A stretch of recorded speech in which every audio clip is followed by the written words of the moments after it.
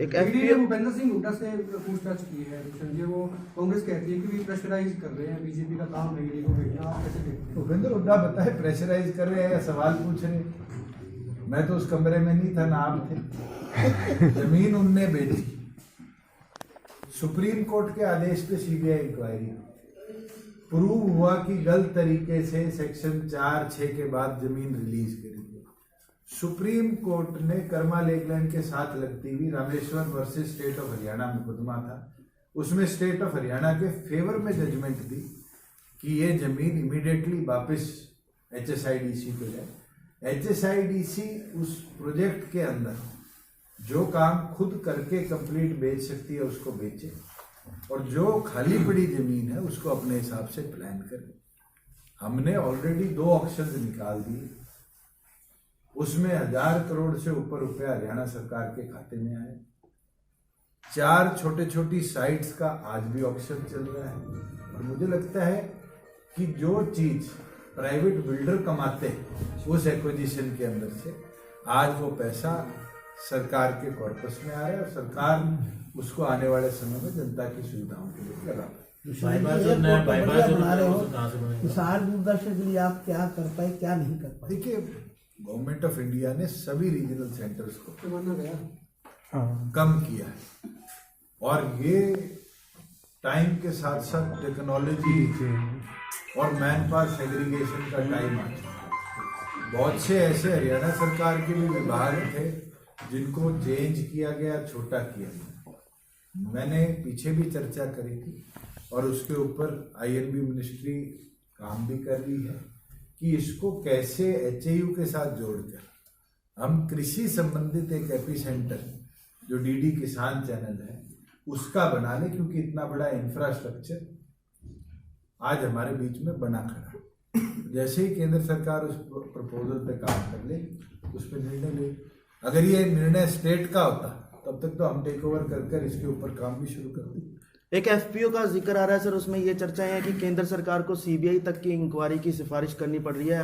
FPO का ये मामला माने मुख्यमंत्री ने जब ऑडियो कॉल FPO के लोगों से करी थी तब आया था कि बहुत से ऐसे लोग FPOs में रजिस्टर्ड थे जिसका बेनिफिट तो कुछ चुनिंदा लोग ले गए, मगर IDs बहुत से अननोन लोगों की यूटिलाइज करें, क्योंकि इसमें केंद्र सरकार के फंड्स यूटिलाइज थे। एक शेयरिंग प्रोपोर्शन पे ये स्कीम थी, और उस स्कीम के अंदर अगर इस तरह की दिक्कत आई तो केंद्र सरकार ने कहा है कि हम सेंट्रल एजेंसी से इन्वेस्टिगेट करेंगे। और मुझे नहीं लगता हरियाणा सरकार को भी आज कोई परहेज है।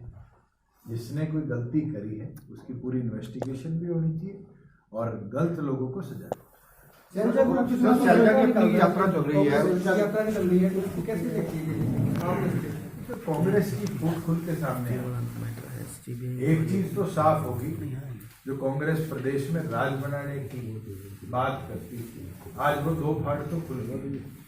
और जिस तरीके से भूपेंद्र हुड्डा का गुट या SR के गुट अपनी अपनी एक्टिविटी कर रहा है, इनके प्रभारी की भी शायद मैं वर्ड यूज गलत कर रहा हूँ, हैसियत पता चल गई कि उसकी चिट्ठी लिखने के बाद भी काम हो रहा है।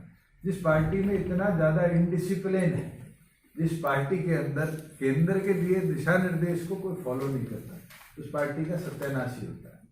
और ये जो चुनाव आगामी है, ये कांग्रेस का शायद अंतिम चुनाव है। तो पूरे देश में राम मंदिर की बात चल रही है, लेकिन बीजेपी की तरफ से किसी भी नेता की तरफ से कोई प्रतिक्रिया नहीं आई है। तो राष्ट्रीय अध्यक्ष ने कहा है कि हम खुद जाने, उनको निमंत्रण नहीं मिला, और मुझे नहीं लगता कि श्री राम आपके हैं या मेरे। हमारी तो संस्कृति है, सुबह उठते हैं तो राम राम कहते हैं, रात को सोते हैं तो राम राम कहते हैं। मुझे नहीं लगता कि इसको एक पॉलिटिकल इशू बनाने की देने की कोई जरूरत है।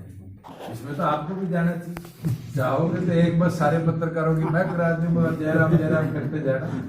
आम आदमी पार्टी में तो भगदड़ हो रही है आजकल। देखिए, आम आदमी पार्टी एक बुलबुला था जो फट चुका है। पंजाब के बाद एक हवा चली थी कि पता नहीं आम आदमी पार्टी में क्या बदलाव हरियाणा में आए। बहुत से XML 1-2 हमारे भी गए थे और हफ्ते बाद वापिस आ गए। बहुत से XMPs गए, पूर्व मंत्री गए, वो भी अब हाजिरी। मुझे लगता है कि आने वाले भविष्य में जो 4 लोग दिल्ली से निर्धारित और डायरेक्शन लेके हरियाणा में घूमते हैं, उन्हीं के बीच में आम आदमी पार्टी सिमट करेगी। एयरपोर्ट के अशोक तंवर की सर कितने पूरे हो चुके हैं और उसमें ग्रैब एक वादा बन रहा है, ग्रैब के नियम जो आते हैं काम पूरा ग्रैब का सिर्फ एक इलेक्ट्रिकल लाइन का था, उसकी क्लियरेंस आ चुकी है। और आपका अच्छा सवाल है, मैं आपको बता दूं 4 दीवारी का काम कंप्लीट हो चुका है। जो 2 फेजेज में लाइन हाई टेंशन जो राजस्थान को पावर सप्लाई करती है उसको रिलोकेट करना था, 1 फेज कंप्लीट हो चुका है। दूसरे का काम 24 फरवरी की डेडलाइन है HVPNL द्वारा, वो कंप्लीट हो जाएगा। जहाँ इक्विपमेंट इंस्टॉलेशन का काम है वो चल रहा है। फाइनल लेयर जो तारकोल की बिछनी है, टारमैट जिसको कहते हैं लाइटों के ऊपर, वो काम जो है वो फरवरी में होगा, क्योंकि अभी टेम्परेचर बहुत